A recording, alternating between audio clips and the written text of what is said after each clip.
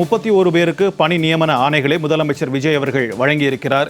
ஈரோடு மாவட்டத்தைச் சேர்ந்த சாந்தி என்ற பெண்மணிக்கு 10 லட்சம் ரூபாய்க்கான கருணைத் தொகை வழங்கப்பட்டிருக்கிறது.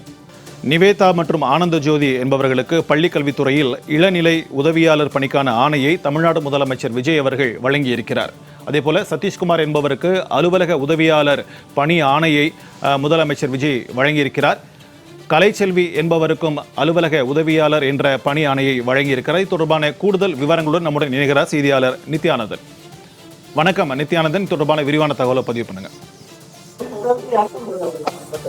தமிழக வெற்றி கழகத்துடைய தலைவராக இருந்தபோது விஜய் கரூருக்கு சென்று பிரச்சாரத்தில் ஈடுபட்டிருந்தார். அப்பொழுது 41 பேர் உயிரிழந்தார்கள். கூட்ட நெரிசல் கரூரில் ஒரு பெரும் துயரமாக இருந்தது. இதன் பிறகாக தமிழக வெற்றி கழகம் ஆட்சியை பிடித்தது. முதல் முறையாக கட்சி துவங்கியது. அதன் பிறகாக ஒரு பெரும் சிரமத்தை சந்தித்தது, பெரும் உயிரிழப்பை பார்த்தது. அதன் பிறகாக ஆட்சிக்கும் வந்தது. ஆகவே இந்த சூழலில் தமிழ்நாடு முதலமைச்சராக இருக்கக்கூடிய ஜோசப் விஜய் மீண்டும் கரூருக்கு சென்றிருக்கிறார். இன்று காலை முதலே கரூரில் தான் இருந்து வருகிறார். பொதுக்கூட்ட மேடையில் பேசினார். அதன் பிறகாக கரூர் மாவட்ட ஆட்சியர் அலுவலகத்திற்கு தற்போது சென்று கொண்டிருக்கிறார். இதே கரூருக்கு நான் முன்பு வந்தேன், ஆனால் அப்பொழுது நான் இவ்வாறு செல்ல முடியாத ஒரு சூழல் இருந்தது. ஆனால் இன்று நான் பொதுமக்களை சந்தித்தவாறே செல்கிறேன் என்று ஒரு மகிழ்ச்சியோடு தமிழ்நாடு முதலமைச்சர் ஜோசப் விஜய் செல்லக்கூடிய அந்த காட்சிகளை நம்மால் பார்க்க முடிகிறது. இந்த சூழலில் தான் இந்த கரூரில் 41 பேர் உயிரிழந்த விவகாரத்தில் 32 பேருக்கு அரசு வேலை வழங்குவதற்கான அந்த பட்டியல் என்பது தற்பொழுது வெளியாயிருக்கிறது. அதில் 31 பேருக்கான அந்த என்னென்ன வேலைகள் வழங்கப்படுகிறது என்பது குறித்தான முழுமையான விவரம் என்பது தற்பொழுது வெளியாயிருக்கிறது. கரூர் மாவட்ட ஆட்சியர் அலுவலகம் ஆய்வு கூட்டரங்கில் 2வது தளத்தில் வைத்து அவர்களுக்கு அரசு வேலை என்பது வழங்கப்பட இருக்கிறது. அதில் அந்த அரசு வேலை பெறுவோருக்கான என்னென்ன வேலைகள் பெறுகிறார்கள் என்று அந்த பட்டியல் வெளியாயிருக்கிறது. கருணை அடிப்படையில் இந்த பணி என்பது வழங்கப்படுகிறது என்று அரசு கூறியிருக்கிறது. கருணை தொகை மற்றும் கருணை அடிப்படையிலான பணி நியமன ஆணை வழங்குதல் என்பது நடைபெற இருக்கிறது. அதில் ஆனந்த ஜோதி இளநிலை உதவியாளர் பள்ளிக்கல்வித்துறை கரூர் மாவட்டம், அதே போல நிவேதா இளநிலை உதவியாளர் பள்ளிக்கல்வித்துறை கரூர் மாவட்டம், அதே போல கலைச்செல்வி அலுவலக உதவியாளர் மாவட்ட வருவாய் அலுவலகம் கரூர் மாவட்டம், அதே போல சதீஷ்குமார் அலுவலக உதவியாளர் மாவட்ட வருவாய் அலகு கரூர் மாவட்டம், அதே போல விமல் அலுவலக உதவியாளர் மாவட்ட வருவாய் அலுவலகம் கரூர், அதே போல சங்கவி இளநிலை உதவியாளர் பள்ளிக்கல்வித்துறை கரூர் மாவட்டம், அதே போல ரகுநாதன் இரவு காவலர் மாவட்ட வருவாய் அலகு கரூர் மாவட்டம், அதே போல செல்வராணி மசால்ஜி மாவட்ட வருவாய் அலகு கரூர் மாவட்டம், அதே போல திவ்யா இளநிலை உதவியாளர் பள்ளிக்கல்வித்துறை கரூர் மாவட்டம், கிருஷ்ணமூர்த்தி இளநிலை உதவியாளர் பள்ளிக்கல்வித்துறை கரூர் மாவட்டம், மோனிஷா இளநிலை உதவியாளர் ஊரக வளர்ச்சி மற்றும் ஊராட்சித்துறை கரூர் மாவட்டம், அதே போல சந்திரகலா இளநிலை உதவியாளர் ஊரக வளர்ச்சி மற்றும் ஊராட்சித்துறை கரூர் மாவட்டம், அதே போல மகாலட்சுமி இளநிலை உதவியாளர் காவல்துறை கரூர் மாவட்டம், தனலட்சுமி இளநிலை உதவியாளர் காவல்துறை கரூர் மாவட்டம், அதே போல முருகன் அலுவலக உதவியாளர் கரூர் மாவட்டம், அதே போல பிரபாகரன் இளநிலை உதவியாளர் பதிவுத்துறை கரூர் மாவட்டம், ஷர்மிளா இளநிலை உதவியாளர் பதிவுத்துறை கரூர் மாவட்டம், சந்தியா இளநிலை உதவியாளர் ஊரக வளர்ச்சி மற்றும் ஊராட்சித்துறை கரூர் மாவட்டம், அதே போல அஸ்வின குமரன் இளநிலை உதவியாளர் ஊரக வளர்ச்சி மற்றும் ஊராட்சித்துறை கரூர் மாவட்டம், சுதன் அலுவலக உதவியாளர் கரூர் மாவட்டம், அகிலா அலுவலக உதவியாளர் மாவட்ட வருவாய் அலகு ஈரோடு மாவட்டம், குணசேகரன் இளநிலை உதவியாளர் பேரூராட்சிகள் துறை ஈரோடு மாவட்டம், ஜெயபிரகாஷ் இளநிலை உதவியாளர் ஊரக வளர்ச்சித்துறை திருப்பூர் மாவட்ட அலகு,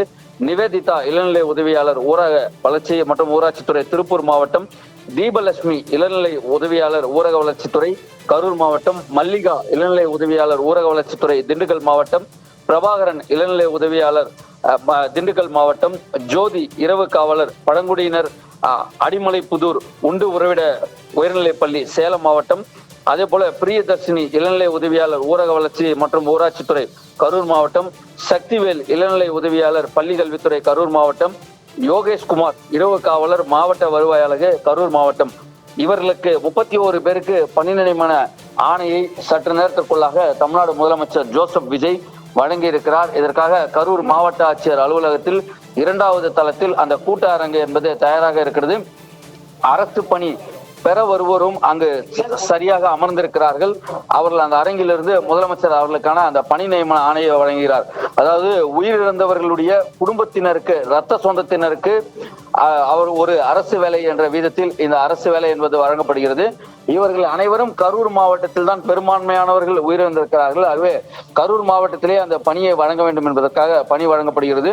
பெரும்பான்மையான வேலைகள் என்பது பள்ளி கல்வித்துறையே வழங்கப்பட்டிருக்கிறது. பெரும்பான்மையான பணிகள் பள்ளி கல்வித்துறையில் வழங்கப்பட்டிருக்கிறது. ஆகவே மற்ற மாவட்டங்களுக்கு சென்று பணி செய்ய வேண்டியதோ அல்லது மற்ற மாவட்டங்களுக்கு பணியமர்த்திவிட்டு மீண்டும் டிரான்ஸ்பர் கேட்டு வர வேண்டிய அந்த சிக்கல்கள் எல்லாம் இல்லாமல் கரூர் மாவட்டத்திலேயே பணியமர்த்தப்பட்டிருக்கிறார்கள் இவர்கள் அனைவருமே.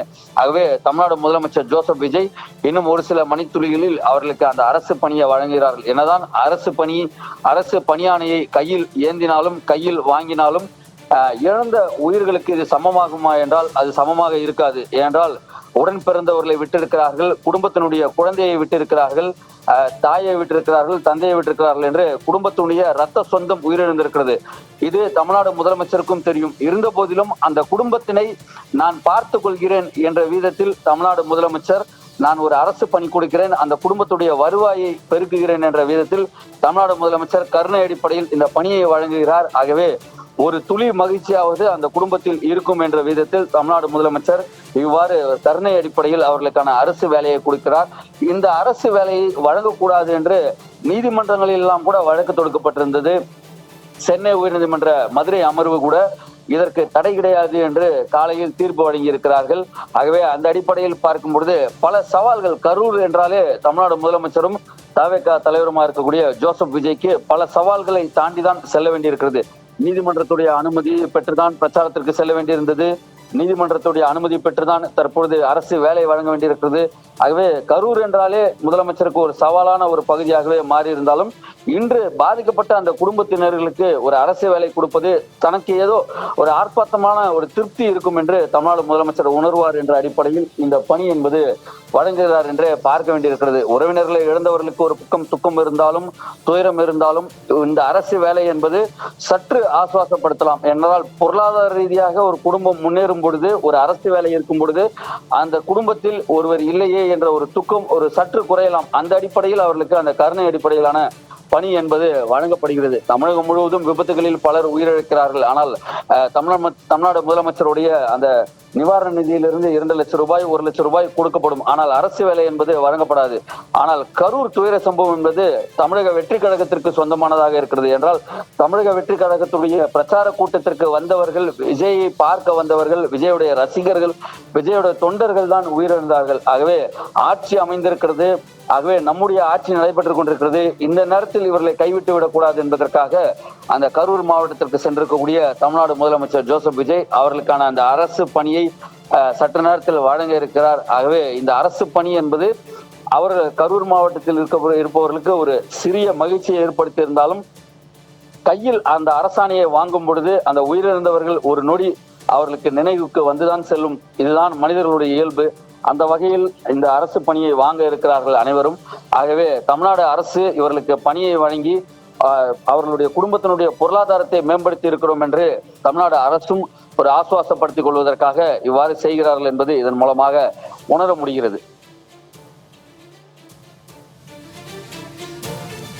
நித்யானந்தன், கரூர் துயரத்தில் பாதிக்கப்பட்ட குடும்பத்தினருக்கு தற்காலிகமாக அரசு பணி வழங்கலாம் என்று உயர்நீதிமன்ற மதுரை அமர்வு தெரிவித்திருக்கிறது. அதன் அடிப்படையில் இப்பொழுது வழங்கப்பட இருக்கக்கூடிய இந்த அரசு பணிக்கான ஆணை தற்காலிகமானதா அல்லது நிரந்தர பணிக்கான ஒரு ஆணை வழங்கப்பட இருக்கிறதா நித்யானந்தன்? நீதிமன்றத்தினுடைய உத்தரவின் அடிப்படையில் தான் அதாவது நீதிமன்றத்தில் வழக்கு தொடரப்படுகிறது. நீதிமன்றம் அதன் பிறகாக உத்தரவுகளை பிறப்பிக்கிறார்கள். அதன் பிறகாக தான் இந்த அரசு பணி என்பது வழங்கப்படுகிறது.